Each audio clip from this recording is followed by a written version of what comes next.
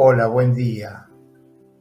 Esperamos que te guste el pensamiento de hoy y no dejes de dejarnos tu comentario, de escribirnos de dónde sos, escribirnos de dónde nos escuchás y si tenés alguna sugerencia, escuchamos. Pensamiento del día, lunes 8 de septiembre. Volver a empezar.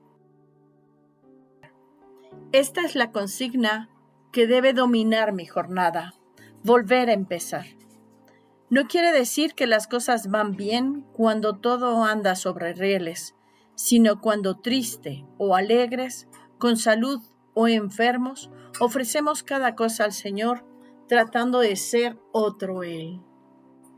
La frase paulina de Filipenses: digo solamente esto, olvidándome del camino recorrido, me lanzo hacia adelante y corro en dirección de la meta.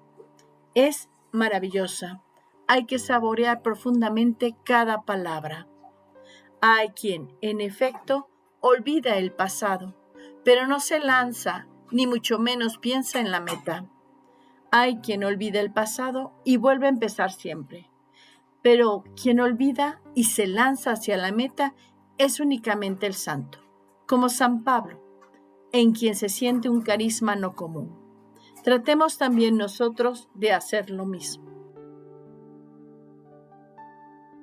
Lunes 8 de septiembre. Volver a empezar. Del diario de Chiara Lubich, en Volver al Presente, editorial Ciudad Nueva.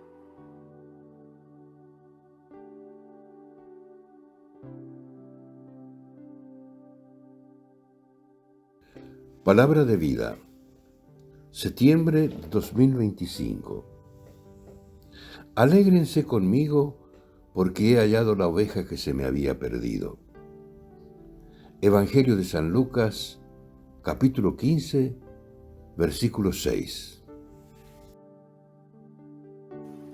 No olvides de dejar un like si te gusta y de suscribirte, de recomendárselo a alguien. Bárbaro, te esperamos mañana también. Un abrazo.